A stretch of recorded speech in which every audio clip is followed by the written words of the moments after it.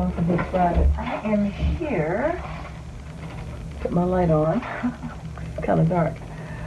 With another Bible sketch note. So we've already went through all of the books of the Pentateuch, or the Torah, the first 5 books. And so what I want to do now, I think, is I just want to do like a summary page of the first 5 books.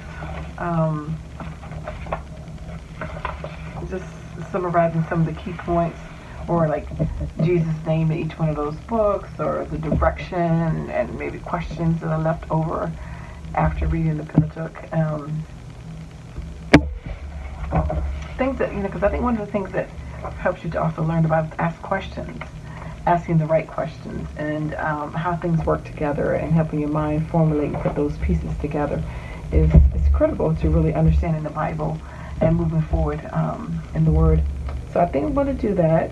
I don't know how much pictures it'll be, but that's okay. I may do like a couple bubbles and put something there. I'm not sure. But anyway, I will, of course, put you on fast speed so you can see me work, and I will be back to summarize it. All right, thanks.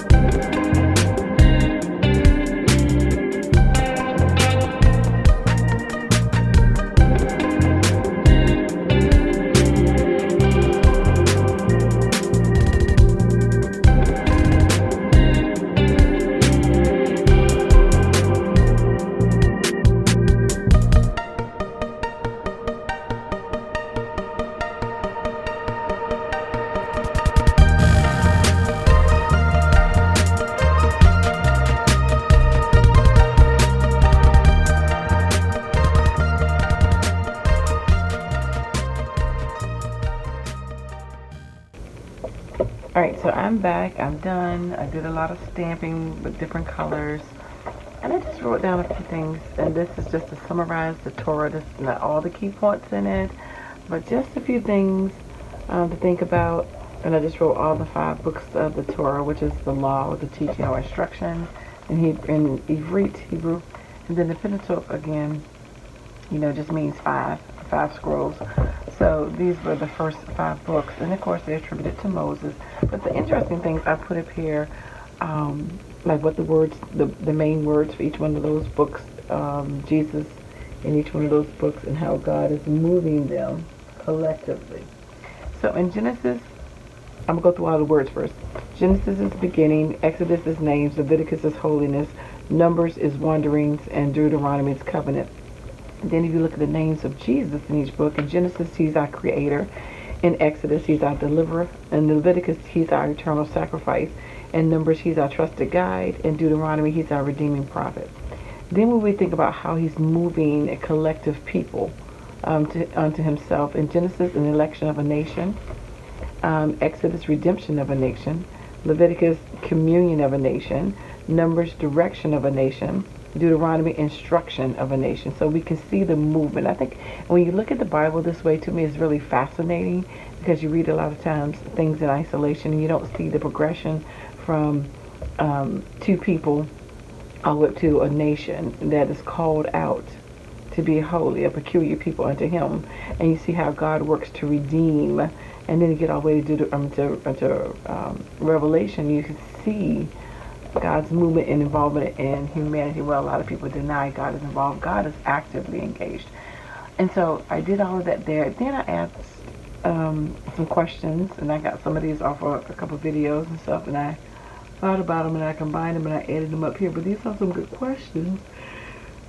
But these first 5 books don't have the answer, or don't reveal the answer at this particular point in time. We see them come about much later, but these are things that, like, it's like a cliffhanger kind of.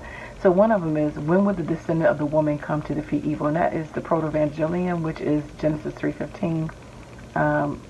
Very important piece to the Bible.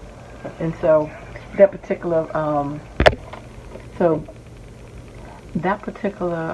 verse is very important, because it predicts the Messiah of the virgin birth right here, because the woman of the seed. Women don't have seed. Men do. But anyway, that's a whole nother story. But that's a very pivotal point that people miss about the war, the spiritual war that we're in. People forget we are in a spiritual battle all the time, good versus evil. And the seed, the children of God and the children of Satan. So everybody's not a child of God. Some belong unto Satan. That's a whole other teaching. But anyway, how is God going to rescue the world through Abraham's family? It's a good question. How can a holy God be reconciled to a rebellious people? How will God transform the hearts of his people? What will they do? When will God restore them? Will there be another Moses? Just different questions that some of this book asks, that people may be asking, trying to figure out things as they're being led and built and formed into this peculiar people, this priesthood, this holy nation. So that is the ending of the Torah, and then we will get into the next set of books. But I just wanted to show you that and how we did these.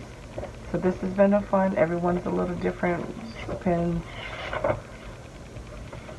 Really don't know which direction things are going to go in until I kind of do them.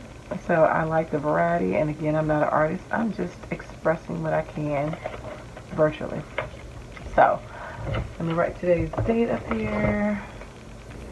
What's today? It's July 15th. All right.